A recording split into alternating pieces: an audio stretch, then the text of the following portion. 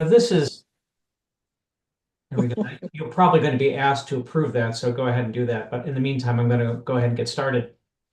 Uh, This is really designed to be active and informal. There's Mev again.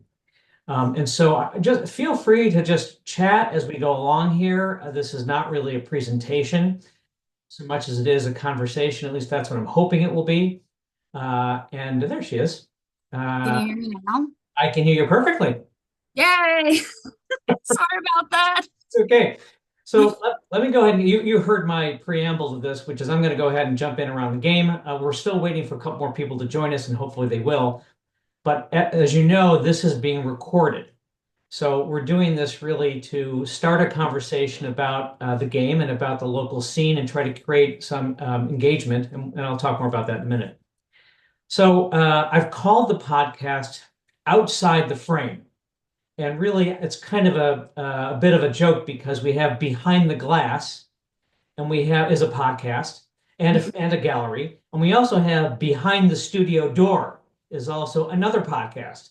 So they're behind it. Of course, the notion of being behind the glass tells you it really speaks to the artwork itself, and being behind the studio door, speaks to the artists in their working environment. Well, this is outside of the frame. So we're sort of all take a little different take on our various experiences in the arts. And of course, the Rochester Art Collectors is really looking at the world from the perspective of not particularly makers, although makers are certainly engaged, and we'll talk more about that later. But that's the nature of how I came up with the name. This is a limited series podcast. There are only going to be three of them. One tonight, one on December the 10th, and then one on January the 14th. And so the first one here will be more of an introductory podcast, but the format's going to follow the same idea. A little background about the game, and then we'll talk about our invited guests. We'll give some background, and then we'll just chat about the scene in general. So let me begin by talking about the purpose of the podcast, which is to provide an opportunity to learn about the game, to have an exchange about, to talk about it, because it can seem daunting. And we'll talk more about that as well. Also, we want to create multiple ways for people to engage. So you can engage in person by going to art venues. You can engage on social media. You can engage by coming to an event, and you can also engage by doing this kind of an activity. We've never done this before. We did run a pilot last year, but we had no social media. We had no Zoom involved in that. So a lot of this we're making up, and we have encountered some glitches, a number of glitches, and we can talk about those glitches tonight in the mechanisms of the game, if you want to. We don't have to, but we have been encountering glitches and trying to overcome them as we've been presented with them. So we're still kind of working out the kinks, but I don't know. I find it fun and challenging. I hope other people do as well. Um, and of course, we want to spend some time talking about the art scene, the art market, making art, all of those things as well. So let me jump in and first give people. I should just recognize and mention by name our invited guests. Rachel Gutnick is here, and Rachel, you'll have a chance to talk in more detail about your background and some of your thoughts and what you're working on. Uh, and we have Meg McMahon as well as with us from Flower City Arts, and she's also a photographer. She's an MFA graduate photojournalist. She'll talk about what she's been doing at Flower City Arts, and if she wants to talk about her background as well, that would be great. We have a couple of players, Red Dot Challenge Season 1 players with us. I hope we'd have maybe one more. Nancy Valley is here. She is a player in the game. Jappy King Black is on the call. She's mostly listening. She's got some technical stuff going on in the background, but she is also a player. And of course, Kathleen is here just kind of participating as a person, and she's certainly well. We'll give you a chance to chat about yourself as well, Kathleen. All right, quick summary of the game for the purposes of those who might not be with us and who don't already know this. I'm going to read a little bit about the background because the language was very carefully crafted. So bear with me while I read this. First, a quick 1 or 2 sentence summary. Red Dot Challenge is a fantasy art collecting game with a social media twist that takes place in real time with real places and real art. Everyone participates alongside the players. So that's kind of a really brief synopsis of the game. And then we give a little description of the game. And by the way, you can find all of this on the website. There is a website dedicated to the game that's really comprehensive, and I've got the information about it in the chat. And let me just mention it now verbally. It's red.challenge.org. Now, when I was telling my family about this, my brother and sister, not in Rochester, who only heard me say this out loud, they immediately typed in red period challenge period org. I'm like, we can't find it because I didn't. That's one of the things I didn't think about. The word dot, of course, is commonly used in a URL. So that's not how you type it in. It's DOT. So it's red dot challenge.org. And that's how you find the website. So let me now give you a description of the game. It's slightly more detailed than that. Each player must identify a fantasy art collection depicting at least 7 works of art that, taken together, is in some way meaningful to the player. Players must complete their fantasy art collection within the time frame of the game and without exceeding their fantasy budget. And that description focuses on one aspect of the game. So for those of you that might be familiar with fantasy football or fantasy basketball or fantasy baseball, in those games, there are real live athletes who actually go out and play the game in person, right? They're not pretending to play the game. They're actually on a football field, but the public that's watching them engages in the game in a unique way to create excitement around the game. And that's really what we're doing here as well. We're going to talk about parallel games or parallel challenges. There are challenges for players, and there are separate challenges for people watching the game to make it engaging for others. And we'll come back and talk about that in a minute. And then the last piece I want to read out loud is the purpose of the game. And this is really important because the game really succeeds or fails based on these criteria. Red Dot Challenge is a fun way to learn about artists and art venues while following the player's progress. The game encourages players and the public to think deeply about art and assess the developing fantasy art collections in real time.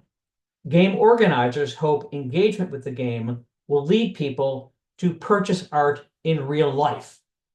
So I remind people that this is a game. It's a fantasy. We are not actually spending real money to buy art. It's pretend.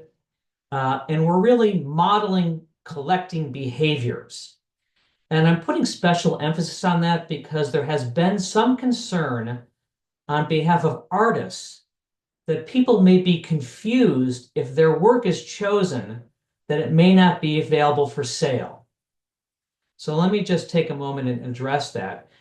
No one in the game is actually buying the work through the game. Now, I can tell you, this is very interesting. I know of 3 works in the game that the players have purchased privately. So the players, we're, pardon the expression, we're walking around with loaded guns. We've got loaded wallets, I should say. The folks in the game are avid collectors. These are folks that enjoy art, and they're out looking, they are making some fantasy decisions around the game. But some of them are also spending their own money, and that's a good thing. But again, to be clear, for the purposes of the game, you'll hear me use words like pictures of art, depicting art, because we are not actually collecting the object. And that may seem a little pedantic, but I do want people to be clear about this, and particularly artists to be clear about this, and people buying art to be clear about this, that there is nobody who you're going to be able to purchase the work that you see in the game unless another person has bought it in real life. So that's a little bit confusing. In fact, by the way, every post on the website, every single post at the bottom of every article has 3 paragraphs, one of which says, this is a fantasy, it's a game, we're not spending real money. So this is really just to remind everybody that we want people to go out and buy the art. All right. That was a little bit longer than I expected, but thanks for bearing with me. All right, so let's talk a little bit about the way the game works. And I'm going to do a very quick description of the part that the players work on. We'll spend a little bit more time talking about the public.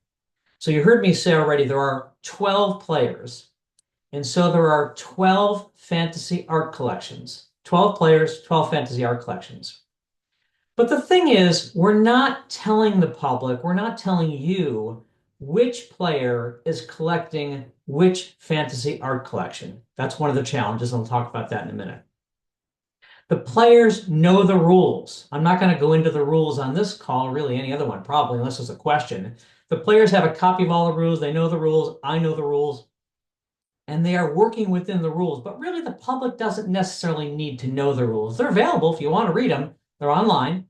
But you don't necessarily, the public doesn't necessarily need to know the rules per se. The players are doing two things. They are participating using the rules, but they are also posting their playing activity on social media. And they're doing it primarily on Instagram.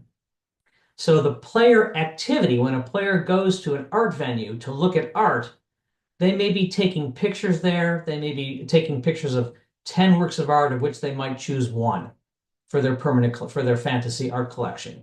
So the players are posting things to their social media, in Instagram primarily, and then their final choices will be posted on Facebook. So if you follow the players, it would be on Instagram. If you follow the collections, it's on Facebook. Why did we do this? Very quickly, Instagram just hasn't been as useful for doing this kind of a game. So we're taking advantage of both platforms. And if you go to red.challenge.org, you get all the descriptions of how to do this. I'm going to hit them very briefly in a minute. So the public can follow the gameplay, which we'll talk about in a minute. The public will have a chance to participate using 3 challenges. So we talked about what do the players do. Now let's briefly talk about what does the public do. Here are the 3 challenges.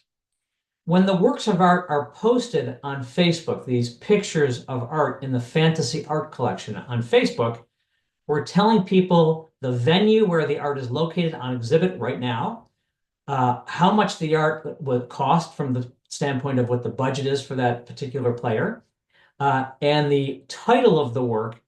But initially, we're not disclosing the artist's name for just a few days. We're inviting the public to either go to the venue, look for the work because they have a picture of it, they've got the name of the work, they've got the price, and they know the venue. They can find it in the venue, which we think would be awesome if they go to the venue, or they can look on social media on Instagram and try to find it in one of the feeds of the players. So they can, when they identify the artist, they'll be recognized on Facebook. I do all the recognition, and they'll be thanked, and that will be a little bit of a competition for the public. And I'll come back briefly and talk about that in just a minute. The second challenge is, I've mentioned it already, the public will know all of the players and all of the players' Instagram handles and background about the players, but they won't know which player is collecting which fantasy art collection. And so the way you find this out is you follow the collections, you see the pictures of the works they've chosen, and you look for those pictures on their Instagram feed. So you're just really comparing the Facebook posts with the Instagram posts to find out who is collecting what. And of course, you can go to the venues also, right? So if you're looking at the venues and the pictures, you can put all the pieces together. That's the second challenge. The third challenge we haven't really announced yet, but it's going to involve later in the process. We're going to ask people who are following the gameplay to make comments and to give their responses to the collections as they're developing. We're going to ask questions like, do you see any themes emerging in the collections you've watched? These will be anonymous responses. We're really trying to get people to engage a little bit more deeply. And we haven't really worked out all the kinks in this part. This is one of the challenges. We want a mechanism that will allow us to present some data at an event in February that will collect what people are saying anonymously and share it with the public in a way that would be interesting for the public to see. So we're still working on that part, but we have some time on that. So those are the 3 challenges. And of course, the last way you can participate is if you come to the reveal event. And I think, Rachel, you came to the reveal event, and I don't know if anybody else here. Nancy, did you come to the reveal event? I can't remember. No, you didn't. Okay, so but Rachel, you've been to the reveal, so you kind of know what that's like. Well, I'm not sure exactly what we're going to do with the reveal event, but that will be in mid-February, and that date has not been announced yet. We're working out the details of that. So I'm going to hit one more point, and then we're going to move on to the next section of the podcast. Um, we wanted to be sure that when people came to check the fantasy art collections, they would actually see things going on. So if you just kind of go randomly on a Thursday or a Friday or a Tuesday, maybe you'd see something, maybe not. So what we're doing instead is we're asking all the players to submit their choices on a week by week basis on Sunday, and they're being posted on late Sunday night so that by Monday morning, the public will be able to check in on Monday and see some good activity. We call this Red Dot Mondays. So you can reliably go on Monday morning, like yesterday. We posted, I think it was 7 or 8 pieces yesterday from a variety of the players. Instead of stringing them out all week, we just post them all Sunday night. And when we do that, we're inviting the public to look at those pictures and try to figure out who the artists are. And right now, of the 7 pieces, I think it's seven, maybe it's eight. 3 of them have been identified, but there are, it must be 8. There are 5 that have not been identified. So if you go to Facebook, and in the chat, you'll see information about how to do that. And of course, it's on the website, red.challenge.org. It'll tell you how to find it on Facebook. You just go to Rochester Art Collectors page. It's right on the front page. And then you can look for the albums as well. So the quick update on that is that 7 players have engaged so far with pieces for their collection, pictures for their collection. They've posted 13 pictures, and of those, 5 have not yet been identified. On Friday, if they're not identified Friday morning, I will identify all the artists. We want the artists to be recognized in the process. Part of the goal here is to tell people about the artists and the venues, have them click on the links. Every artist has an Instagram or website, so you'll be able to click on the link when you go there and learn more about the artist, learn more about the venue. All right, so I've gotten through that. Let me briefly ask in the chat or verbally, if you wanted to offer a question verbally, are there any questions that you think would be interesting to hear answered right here in context?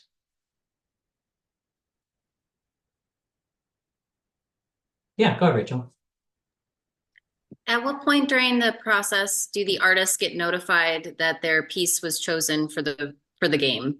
Or do Well, you not contact them? no, that is a very, very good question. We are tagging the artists. So the artists will be tagged on Instagram by some of the players. They'll be tagged by the Red Dot Challenge page on Instagram. So we are making an effort to make sure that folks know what's going on. And of course, we're following a lot of the artists as well and a lot of the venues. I didn't mention I am the only person on planet Earth that knows which players are associated with which collection. None of the other game administrators or volunteers know who they are. I'm the only person. So, for example, tonight we might chat. One of the players might chime in here with comments. We've been telling people, don't tell people what your collection number is. Don't give it away. So that's been part of the game also. All right, let's go on to part 2. Any other questions? Anything in the chat? Nope. Oh, big happy face. All right. Let's go on to part 2. Mav, why don't you tell us a little bit of background about you personally, your artwork, if you want to share that, and then what you're doing in Flower City. So, my name is Mev McMahon. I am currently the marketing and communications director at Flower City Art Center. I came up to Rochester to go to Rochester Institute of Technology, where I got my BFA. Wish I had a master's, not yet, but my BFA in photojournalism. Moved back home for a little while after college and just really, really missed Rochester. I had a meeting with one of my former professors, and I was like, look, I know for what I wanted to do photo editing, I'm going to have to live in a big city in like New York or Washington, D.C. or Atlanta, something like that. And I really, really miss Rochester. I want to live here again. And she's just like, all right, well, you can pivot your skills into marketing and communications, which is a really big industry up here. So I took the plunge, moved back up, had a retail job for a little bit, and then luckily got the job at Flower City, and I absolutely love it. As for like my personal practice, I I don't do photojournalism as much. I do help out with some of the local social justice organizations and provide photography for that. It's completely volunteer work. Um, and then for, my own kind of personal, of course, my dog decided now is the great time to play with his ball. Um, Manny. Um, Sorry about that. That's okay. Uh, so for what I really like doing now is landscape photography. That's more, where my artistic practice is kind of focused on right now. At Flower City Art Center, a lot of what I do is, promotional work. One of my favorite parts about it is working with our programs that we offer for free. We have a Studio 678 photo club that's now, we have a high school photo club attached to that. We were just on Spectrum today. Spectrum News did a spot on us, which was very cool. And we currently have an exhibition called Odyssey Warriors Come Home, which is photographs that were taken during the Odyssey Project, which started out in Buffalo. We're really hoping to raise the funds so we can bring it here to Rochester. And it's a space where for 12 weeks, combat veterans come together.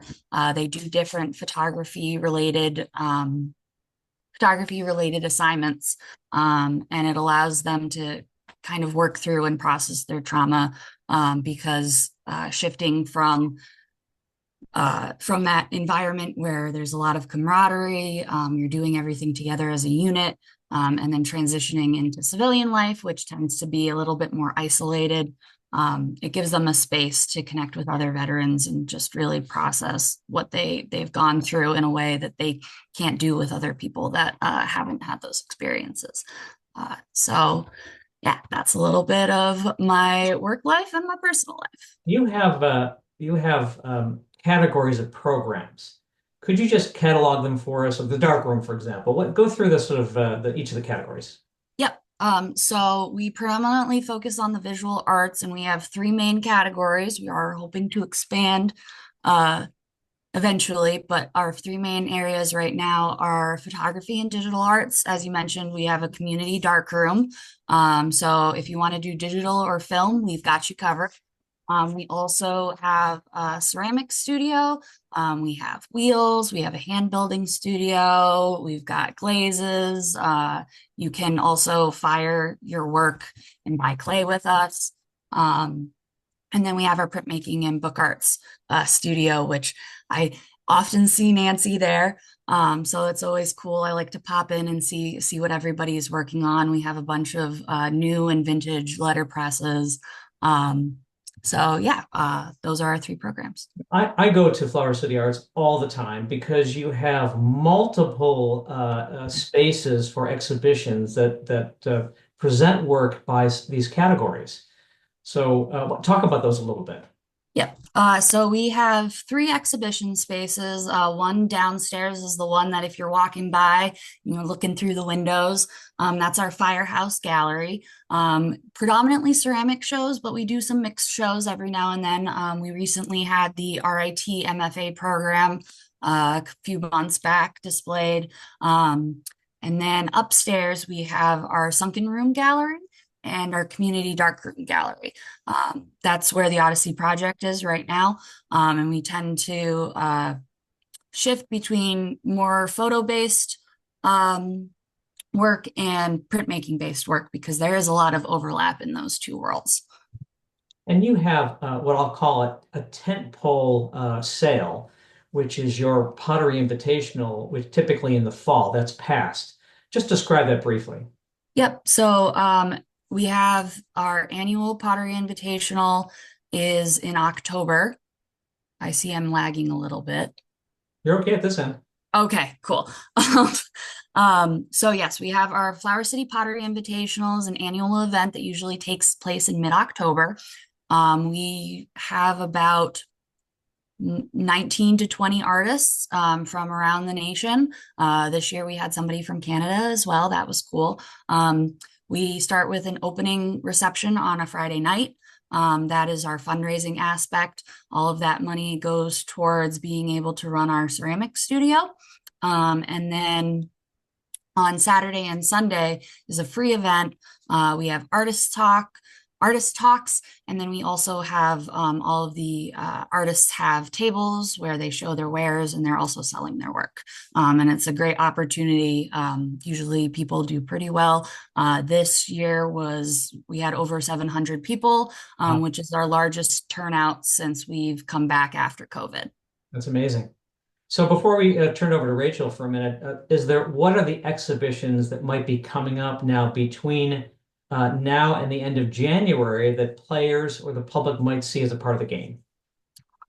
So I mentioned it a little bit earlier, is the Odyssey Project. So there's over 75 veterans represented. It's a mixture of straight photography and some digital manipulation work as well. And one of the most striking aspects of that exhibit are life-size cyanotype portraits that Those the are veterans amazing. took. Yeah, amazing. Um, And is there that particular work, as I understand it, there's nothing available for sale. Those are really private expressions of creativity and works that are very personal to the makers.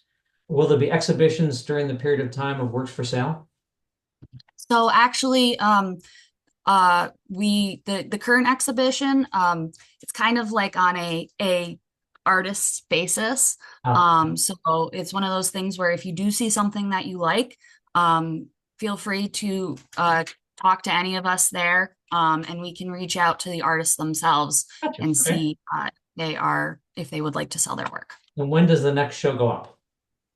Um, So this show will be going until December 21st. And then I believe our next shows will be in February. Oh, is that right? So you won't really have a show in January. Gotcha. Okay. Rachel, you and I have interacted many times over the last few months, and you actually came to my house on a tour that I gave for Rochester Art Collectors. Rochester Art Collectors does private home tours of personal art collections given by the collectors. I gave one at my house, first one I've done. We've done probably about 10 of them over the last 4 years or so. We just did one last Saturday in the Southwest. That's not the first time we met, though, right? We met because you were a panelist at a program at the library. Well, tell us a little bit about your own work and what's coming up. Yes, thanks for having me, Rome. Mhm. My name is Rachel Gutnick. I am the owner of Just Terrific Book Arts, and I am a full-time bookbinder. So most of my work revolves around book restorations and book repairs on old antique books. But I also do more personal book art, artist books, book sculptures, mixed media work as well. And then a third part of my business is making miniatures because they're extra adorable and super special. I use leather boots and purses and offcut papers, so it's all upcycled, recycled materials, and I make them into little books and jewelry and such. So I live a very bookish life, and books are a part of my daily living. And you are a judge in a big show, big important show that is at the Rundell Library. It's been what 13 years now. I believe so, yeah. Yeah. Talk about that a little bit. It's called Art of the Book, and over the last, I think, 2 or 3 years, we've expanded it to be called Art of the Book and Paper. It's now three categories. It's artist books, altered books, and paper sculptures. We've gotten submissions from all over the world, and it takes up, I want to say, 12 cases at the Rundell Memorial Library in downtown Rochester. I'm a judge with three other people, also artists and working professionals. And it's been just a really great growth to witness. I've been on the jury committee for several years now, and it only gets bigger and better, and the quality of work gets better every year. So it's become kind of a beacon for a lot of book artists nationally and now globally to submit to every year. And it's a great honor to be able to look at these books and handle these books and place them in certain categories. So it's a really great, unique show. Do you recall how many works are in the current show? I should have read the program before this. It's more than 100, right? It was more than 100 last year. It must be around that. Yeah, I want to say it was creeping towards 200. It's a Um, big show and it's it, impressive.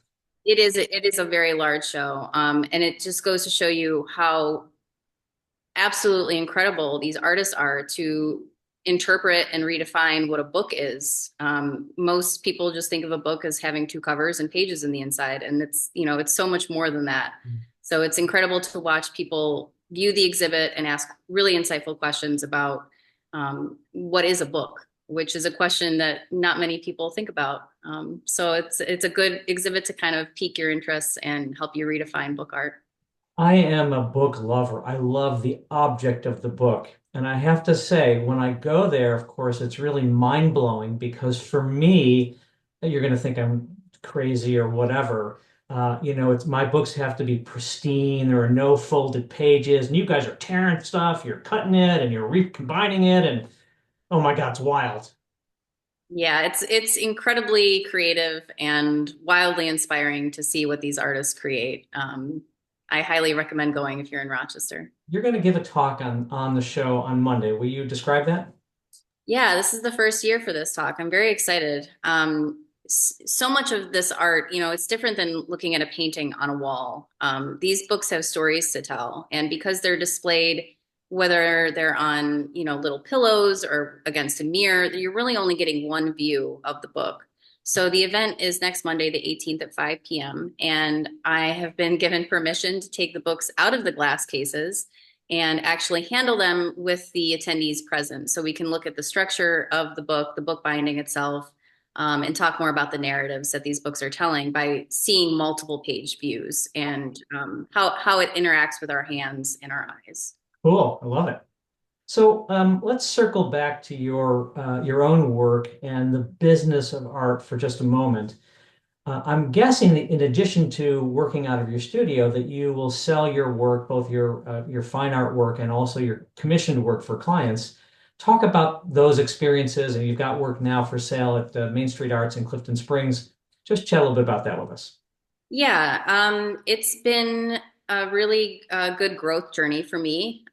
Like I said, when I started speaking, most of my work is service related for clients. And so recently I've decided to kind of take the plunge and be more vulnerable with myself, and create more original works of art. A lot of it features my own poetry. A lot of it features concepts about human exploration and our human experience, emotional roller coasters that we all experience. So I'm trying to express more of my personality and myself in my artwork. Doing repair work is a great outlet for craftsmanship, but not necessarily artistic expression. So my original book art pieces allow me to express myself in a more personal way. And that work, of course, now again, you're on exhibit in a very traditional gallery space, but have you been doing pop-up shows or other sorts of exhibitions, or did you travel to shows out of town? And what are the other ways you promote your business? Um, I've only really done local gallery shows. Mhm. Like many artists I know, I apply to many juried shows online. I spend quite a bit of money every year on submission fees. And I'm going to keep submitting my work until I get into a gallery in another state, maybe another country. I haven't reached that point yet in my career, but it's good to have goals. I am this year, based on an experience I had last January at Anderson Arts Building Studio 402. I went to their self-portrait show and Ah, was extremely inspired by, again, how these artists interpret themselves in a self-portrait. hmm. Oh, I left that show and I said, I'm going to do a self-portrait next year. And turns out I've been working on a self-portrait, which is very unlike me. Ooh. So that's kind of outside my wheelhouse, and I'm submitting that for the show come January this year. Well, we have someone on the call who's intimately familiar with that, but we'll if she would like to chime in, she would be welcome. We'll save that for a moment later if she wants to. She doesn't have to, of course. Let's now broaden the conversation. Nancy, do you want to chime in? I just want to talk about that show Yeah, because please do. I think that fits into my whole philosophy of not only curating art, but also looking at art. This project is perfect for me because I'm like a cheerleader for art, and not just for established artists, but for everybody who wants to make art. So the self-portrait show, you probably noticed, has every level of representational, creative, abstract, And it's the same thing with going to some of the smaller galleries in Rochester, like the one at Lumiere right now. It's perfect because there are people who have never exhibited before, same as the self-portrait show. So I think the biggest pleasure of being in this project has been to continue not only curating those shows, but actually looking at those other shows and trying to find people who you may not know their names, but they have something really important to say with their work. Mm. So I just wanted to tag on to the self-portrait because this is actually the first year I'm not involved. Oh, I started really? the Okay. project 7 years ago. And who is coordinating that this year? My colleagues at Studio 402. Oh, okay. So it'll still happen at 402. Still They're happening. I just not going to be as engaged. Now never you have your confirmed. own studio space now, sort of Yeah, independent. but You want to talk about that for a minute? Just share a minute? um, I've had many studios in Rochester. First of all, I taught for many, many years in Rochester Public Schools. So that's another way that I was able to work with all sorts of students from kindergarten through college, um, helping kids to represent who they were through their arts on every level. I've always been very democratic with my idea of what art can be. So maybe it's an oxymoron to be an art collector, but yet everybody comes in, everybody gets a chance. And that's what I'm enjoying about it right now. So I've been an artist teacher, a gallery owner. I've just done many, many jobs, too many to count. But right now, but right now I'm in a part of my life where I'm intensely working on my own body of work. And I have a And small own gallery for the first time in the Village Gate. you are, many artists, not just you, but you certainly are someone who likes to explore through the work, through new approaches, new media, new techniques. You've been working on prints these days, but you've worked in multiple kinds of media and techniques. Glass, metal, ceramics, sculpture. But And I love that. you That's brought up a great point that maybe we can kick off the broader conversation around, which is the diversity of venues. There are many, many different kinds of venues in Rochester as a small, relatively small town. The one thing we don't have a lot of, we have very few traditional commercial galleries. So if you were to go to New York City or San Francisco or to Toronto, there are these very dedicated businesses who have this particular kind of model of presenting art. In Rochester, we really only have a handful of those, and they fall into two categories. A traditional, the Oxford Gallery, for example, is a traditional commercial gallery. International Art is a traditional commercial gallery.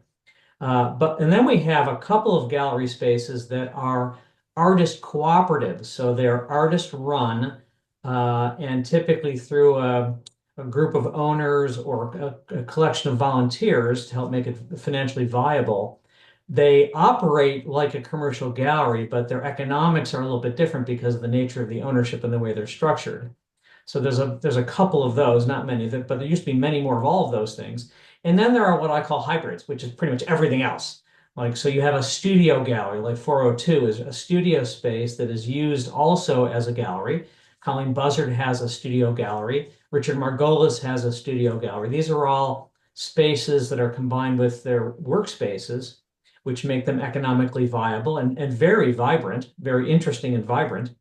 And then you have places like coffee shops and nonprofit spaces and businesses, offices, and retailers. Sometimes there are boutiques whose works, I think of the Little Button Craft in the South Wedge, as having a lot of maker type small artworks locally made.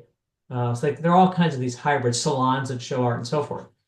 So let me just see if I can provoke any conversation around this. What is your read of the local scene from the standpoint of it being an artist showing in Rochester, and maybe Matt, from your point of view of being one of the venues, talk about the scene in terms of opportunities to show and what that means. Rachel, do you want to jump in or? Yeah, I had a thought kind of ping ponging. Rochester has so many amazing arts organizations that allow individual artists to become members.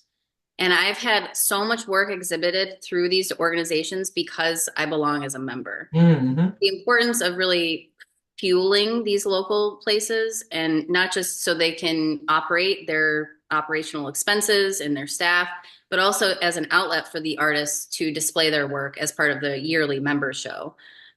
Flower City Arts, I'm a member there, and they do a great member show every year in all their gallery spaces.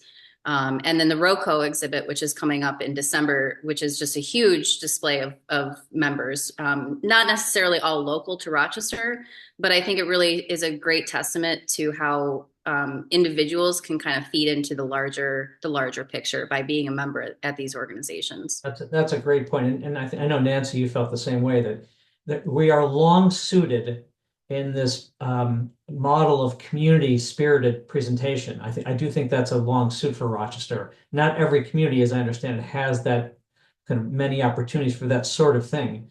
What about from the standpoint of someone who wants to advance, pardon the expression, I don't want to be too particular about this, but if you want to advance from these kinds of member shows to the more higher priced, more commercial kinds of opportunities, what's your sense of that part of the landscape?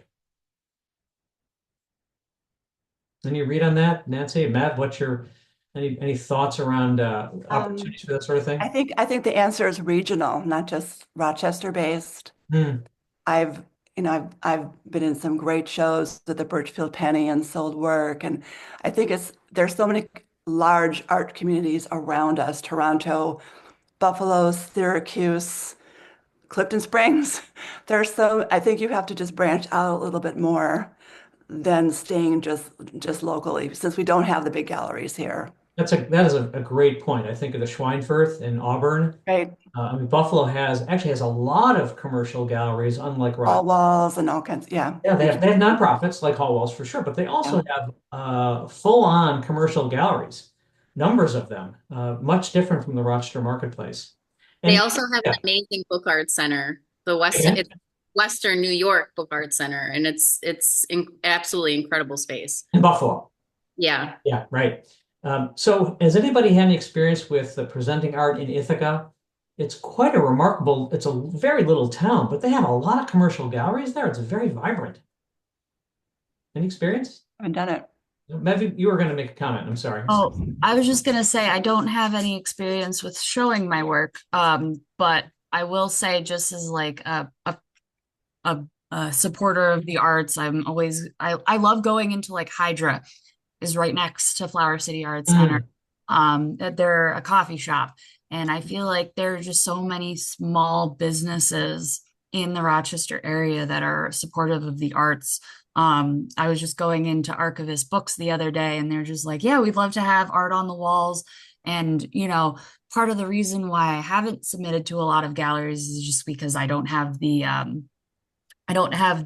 expendable income, outside of my job, to submit to a lot of shows because there is that price, which I understand why it happens, but in some cases it can be a little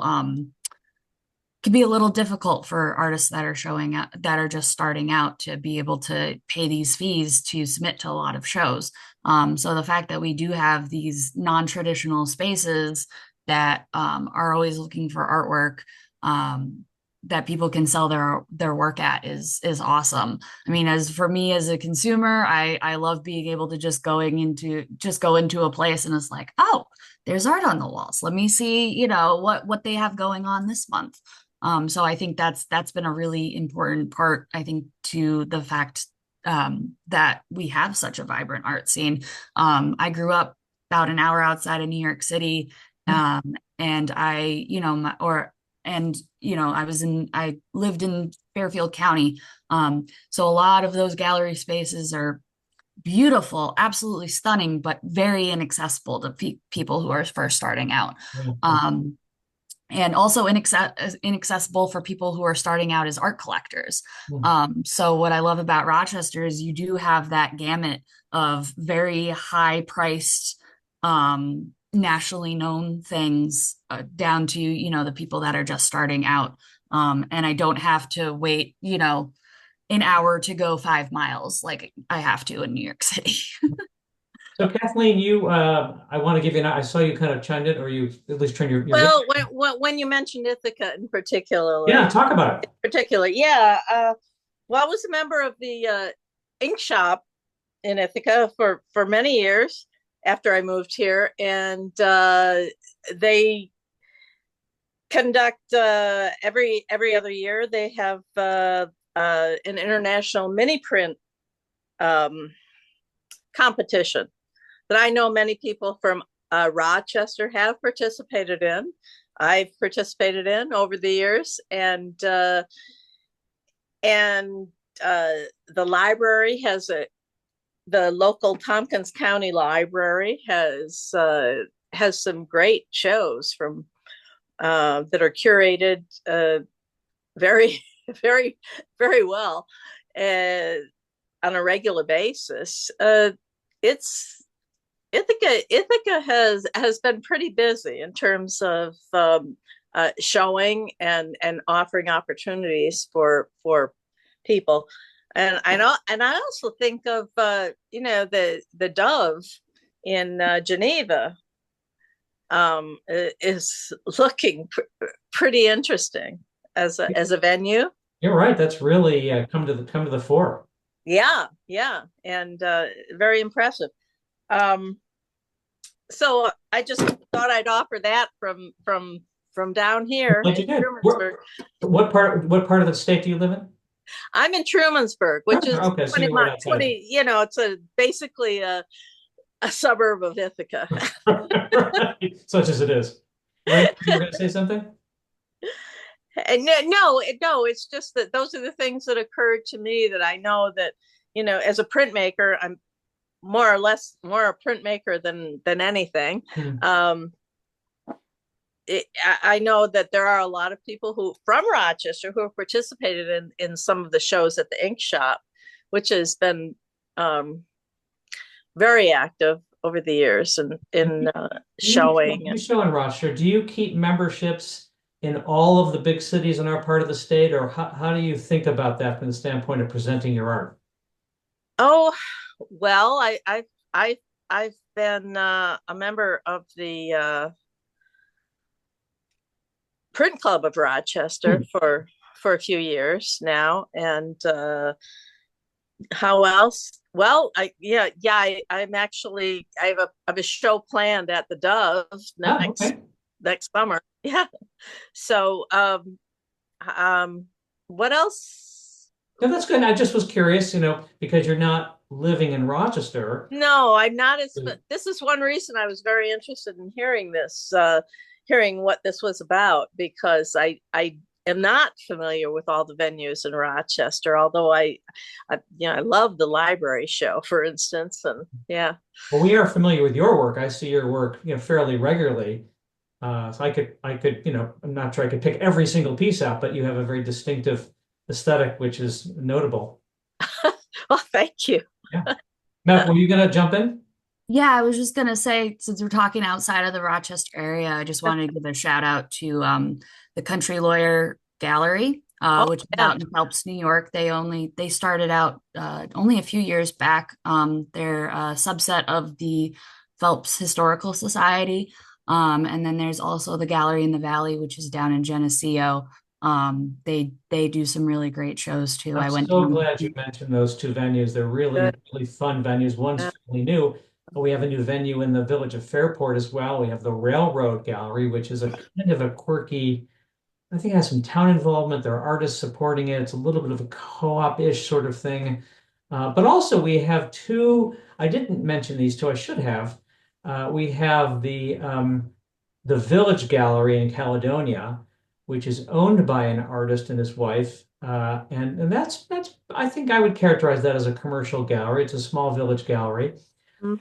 And there's the gallery, and I'm not getting the name off the top of my head, the Hart Gallery in Brockport as well, which I don't know much about the way they're structured there.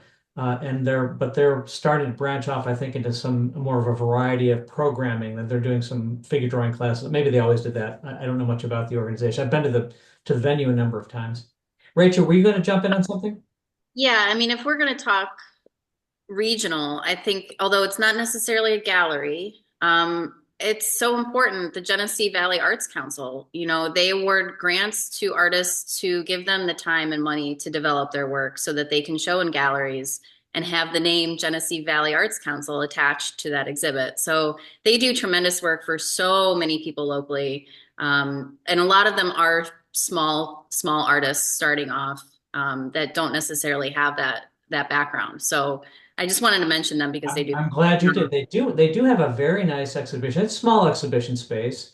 They've recently opened up a larger dedicated space for a permanent collection they have of WPA paintings, which is kind of interesting. If you like, that sort of vintage historical work from that period, it's an impressive collection.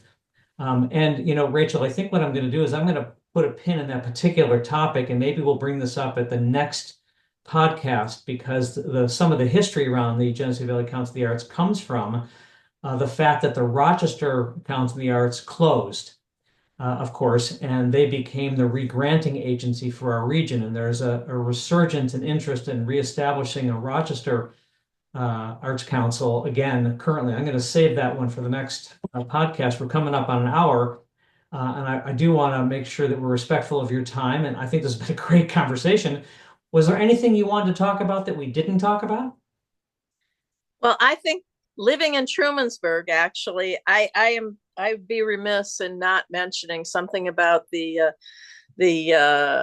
Conservatory of Fine Arts in Trumansburg, which is undergoing a renovation currently, but it has become quite a venue for artists and workshops and a variety of other activities that are, and of course there are several galleries in Ithaca itself Right. that Well, are active. I'm not familiar with that institution, so I'm glad you mentioned. I get to Trumansburg. I ride motorcycles all through the Finger Lakes, and I go through Trumansburg all the time. I have a dear friend who lives there too, so I will make it a point to find out more.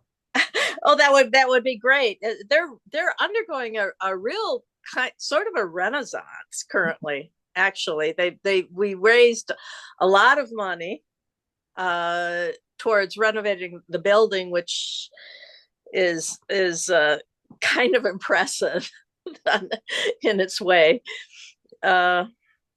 So it's going to be coming on as a even stronger. Yeah. Well, before we sign off, let me just mention. Yeah. Oh, I'm sorry, Nancy. Go ahead.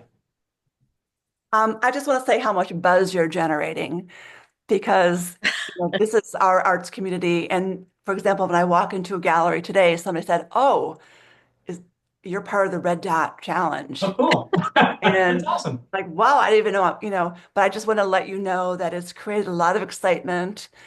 Um, as a member of the arts community, I'm running into people all the time, and good job on that. Oh, well, thank you. That's very nice of you to say. Well, before we sign off, let Oh, me just repeat. Oh, Mev, you had something? sorry. No, go ahead. Jump in. Maybe it's the marketing communications person in me, but I also wanted to sh talk about real quick just First Friday. Go. For those who, maybe are listening to this and aren't as familiar. I will Yeah. say it is a little difficult sometimes because sometimes you'll have like 13, 18 gallery openings on the same night, and there's 3 hours that you can get to all of them. But I do think that it's a fun night, and it really does bring out people that I think wouldn't necessarily come out. One of my favorite things is to do First Friday, and then I know Main Street Arts usually does like a first Saturday, second Saturday. So I'll do First Friday, and then I'll drive out to Clifton Springs for that Saturday, and then drive Fantastic. all the way out to Phelps to the Country Lawyer Gallery. And Oh, so I wow, that's it's a amazing. little circuit. So if anybody's here visiting, if you want to schedule your time to come up around that time, you could do a whole entire arts tour. Just, a whole entire tour of the region, just Oh, going on all of the galleries because Cool. there are so Yeah, many. that's amazing. Well, thank you. I'm glad you mentioned that. yeah. So again, before we sign off, let me just mention that we're going to do this again 2 more times during the Red Dot Challenge Season 1. December the 10th, which is a Tuesday. We're doing this mindfully because of Red Dot Mondays. We're doing them once a month because by the time December comes around, we hope we'll have more developed collections to talk about. We'll do more gameplay in the next version of this rather than background on the game itself.